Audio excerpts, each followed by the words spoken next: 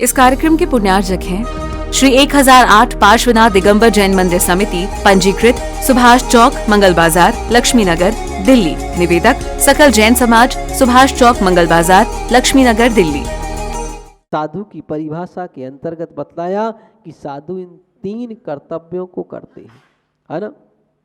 ये उनका विधि रूप कथन हुआ, ये निषेध रूप कथन हुआ। कथन की शैली 2 प्रकार चलती है, एक विधि रूप और एक निषेध रूप। तो ये निषेध रूप बतला दिया कि साधु क्या क्या नहीं करते हैं। तो उन्होंने कहा कि विषयों की आशा से रहित हैं, विषयों की इच्छा नहीं करते हैं। दूसरा, आरंभ सारंभ नहीं करते हैं। तीसरा, परिग्रह से रहित होते। तो फिर अब बात आती है कि ये नहीं करते तो करते क्या है ना। बात आई ना। अभी तक तो निषेध कर दिया कि ये नहीं करते, तो जब ये नहीं करते, अब इतने जब ये चीजें निषेध हो गई तो सारी क्रियाएं निषेध हो गई अपने आप। ये अब वह कुछ भी नहीं। तो फिर का करते क्या है, तो करते वाली क्रिया में अब आगे बतलाते हैं कि ज्ञान ध्यान तपो रक्तस का वह अध्ययन करते हैं। ज्ञान से मतलब का ज्ञान से दोनों चीजें आएंगी, एक जिनवाणी का अध्ययन भी आएगा और का उसके अंतर्गत ज्ञान से मतलब निज आत्म तत्व को जानने का भी अभ्यास करते हैं। दूसरी बात ये भी आएगी। और का ध्यान, तो ध्यान किसे कहते हैं कि चित्त को एकाग्र करते हैं। एकाग्र चिंता निरोधम मांतर मुहूर्ता ध्यानम, कहा कि अपने चित्त को एकाग्र करना, इसी का नाम ध्यान है ना। तो वह अपने चित्त को एकाग्र करते हैं, और चित्त को एकाग्र करने के लिए क्या चाहिए पड़ता है का जितना ये बाहरी नेटवर्क है उस सबको ध्वस्त करना होता है पहले। किसको? हाँ, तो का परिग्रह के लिए कहा कि परिग्रह भी वहां छोड़ा है उन्होंने, तो परिचय भी छोड़ा है। क्या छोड़ा है?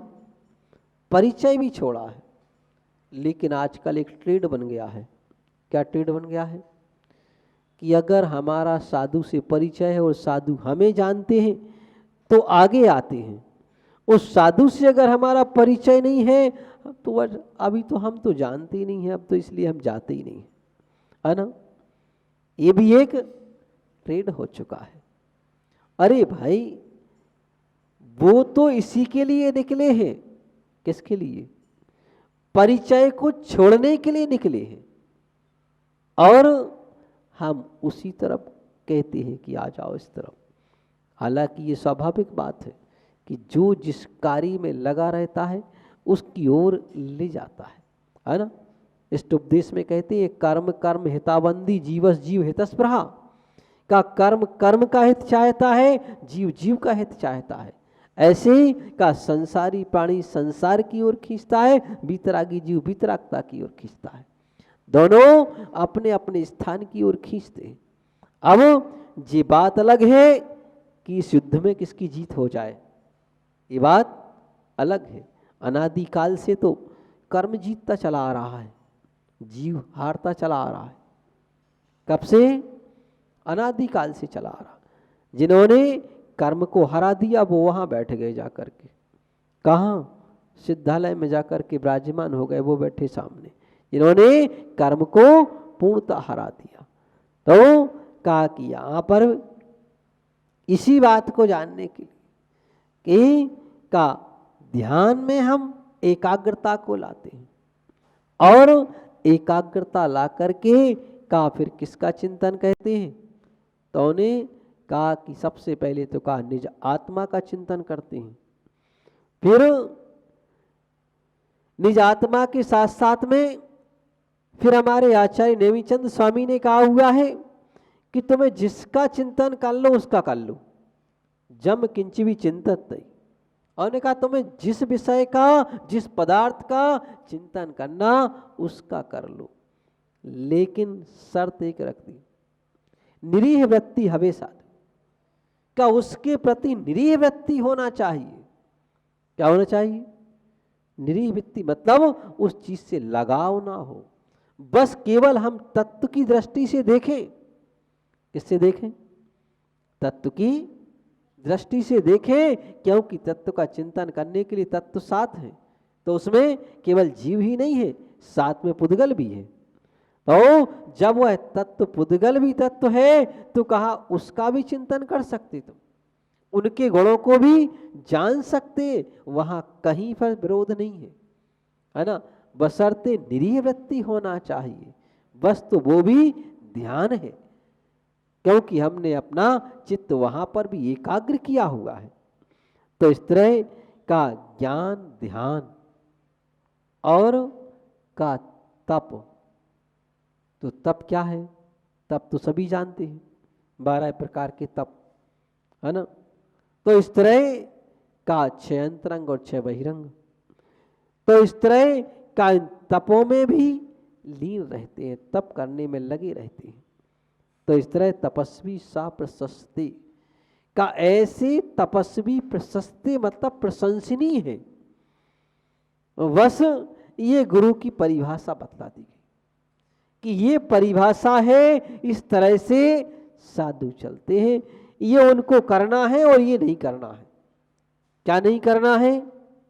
तो का विषयों की आशा से रहित है, निरारंभ और परिग्रह से रहित है, ये इन सब से दूर है। अब का निरारंभ और परिग्रह दूर इन सब से, और वास्तविक परिग्रह तो हुआ करता है कि तत्वार सूत्र में कहा है मूर्छा परिग्रह। क्या? मूर्छा परिग्रह। बस उस वस्तु के प्रति लगाव ना हो। वैसे देखा जाए तो कोई कहे साधु अपना घर छोड़ करके आए, मंदिर में तो रहते हैं, संत निवास में तो रहते हैं, पाटे पे तो बैठते हैं, है ना। ये भी तो परिग्रह है। क्या परिग्रह नहीं है? क्या का ये भी परिग्रह है।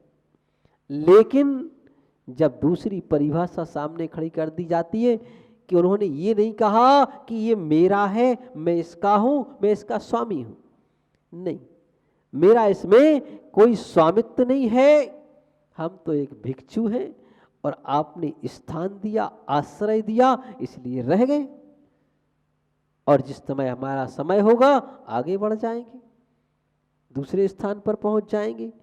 तो इसलिए वहां पर हमारा ममत्व ना होने से, लगाव ना होने से, वह उस परिग्रह से रहित माने जाते।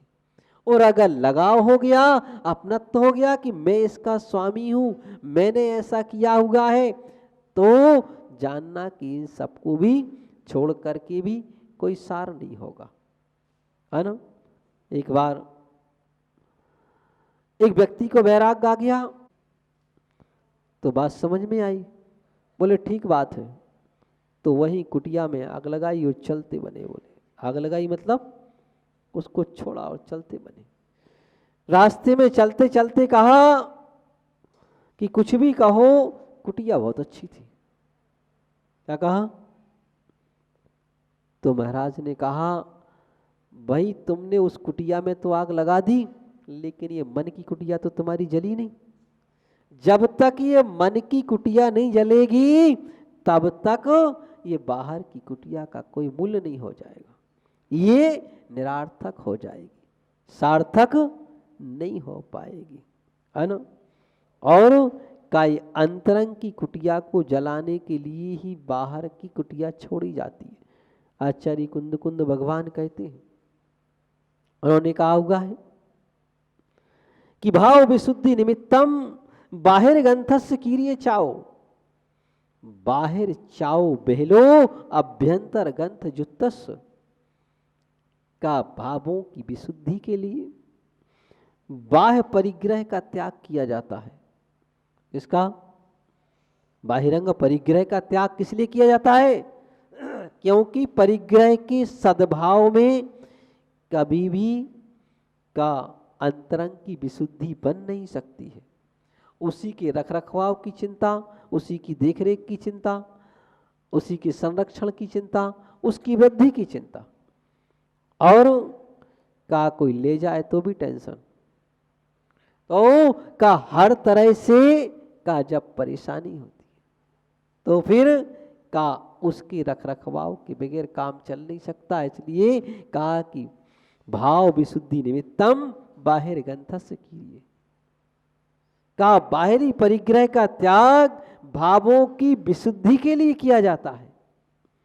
और अगर बहिरंग की विशुद्धि, भावों की विशुद्धि के लिए किया गया है, और अगर वह अंतरंग में लगा रहा, बाहर से तो त्याग कर दिया, क्या हुआ, लेकिन अंतरंग में लगा रहा, तो उन्हें कहा बाहिर चाओ बहलो अभ्यंतर ग्रंथ जुतस। अगर अंतरंग में ग्रंथि लगी रही तो का बाहरी त्याग करना निरार्थक है, विफल है, उसका कोई मूल्य नहीं रहा। और इसलिए वह बहिरंग का त्याग किया जा रहा तो अंतरंग में भी त्याग होना चाहिए। और का जब हम बहिरंग का त्याग इसलिए करते हैं क्योंकि जहाँ जहाँ तक अधिकार रहेगा, स्वामित्व रहेगा, वहाँ वहाँ तक विकल्प उत्पन्न होंगे। और विकल्पों में धर्म नहीं है, धर्म निर्विकल्पता में है। किसमें है? जहाँ निर्विकल्पता है वहाँ निराकुलता है, और निराकुलता ही धर्म है, आकुलता ही अधर्म है। ऐसा छेडाला में कहा ना, आत्मा में को हेते है सुख सो सुख, आकुलता बिन कहिए, आकुलता से वे माही न ताते, स्यो मागे लाग्यो चाहिए। का आत्मा का हित किसमें है? निराकुलता में। और वह निराकुलता मोक्ष में नहीं है, और मोक्ष पाने के लिए क्या करना चाहिए? तो का उस मार्ग पर लगना चाहिए। और उस मार्ग पर लगने के लिए का उस आकुलता को दूर करने के लिए का परिग्रह का त्याग करना अनिवार्य कहा हुआ है। कि जितना जितना त्याग करते चले जाएंगे उतना उतना सम्मान बढ़ता चला जाएगा, उतनी उतनी विशुद्धि बढ़ती चली जाएगी। और विशुद्धि बढ़ेगी तो ही वह धर्म की प्राप्ति होगी, अन्यथा धर्म की प्राप्ति हो नहीं पाएगी। तो हम उस अंतरंग की विशुद्धि बढ़ाने के लिए ही परिग्रह का त्याग करते हैं और एक व्रत रूपी सर्कल बांधते हैं। क्या बांधते हैं? अपन कहते हैं ना व्रती हो गए। क्या हो गए? व्रती का अर्थ क्या होता है? व्रत से व्रती बना। जब स्कूल में पढ़ते ना बच्चे तो एक व्रत बनाने के लिए यंत्र आता है जिसको क्या बोलते हैं? परकाल। उसमें एक पेंसिल फंसाते हैं, एक बिंदु पर करके और चारों ओर घुमा देते हैं, तो क्या बन गया? व्रत बन गया। वह एक सर्कल, गोला बन गया। तो ऐसे उसी से व्रत से ही व्रती बना हुआ है कि एक व्रत बनाया, एक सर्कल बनाया कि हम इस दायरे मर्यादा के अंदर रहेंगे, बाउंड्री को पार नहीं करेंगे, लक्ष्मण रेखा पार नहीं करेंगे, है ना। ये एक सर्कल बना दिया। और अगर इस बाउंड्री को पार किया तो समस्या खड़ी हो जाएगी। जैसे लक्ष्मण जी ने रेखा खींची थी सीता के लिए कि इस रेखा को पार नहीं करना, तुम सुरक्षित रहोगे, और अगर इसको पार किया तो असुरक्षित हो जाओ। लेकिन का उन्होंने उस रेखा को पार किया तो वह भी संकट में आ गए। तो वह का व्रत एक सर्कल होता है, एक दायरा होता है कि इस दायरे में, इस मर्यादा में हमें यहाँ पर रहना है। तो ऐसा एक सर्कल बनाया जाता है, उसी का नाम व्रत है कि वहाँ एक सर्कल बन गया कि हम व्रती बन गए, एक दायरा निश्चित हो गया कि हम इस दायरे के अंदर ही रहेंगे, इसके बाहर नहीं जाएंगे।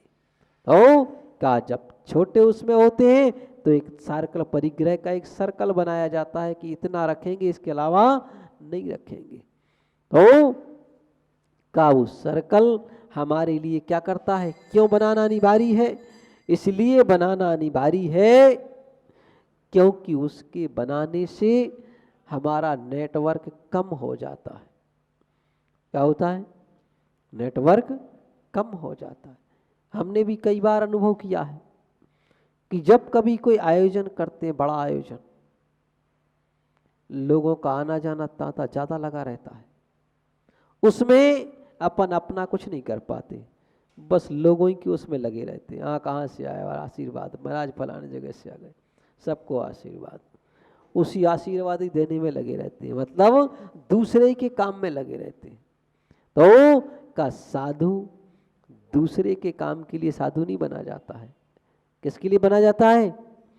अपने काम के लिए, निज काम के लिए और निज तत्व की उपलब्धि के लिए साधु बने।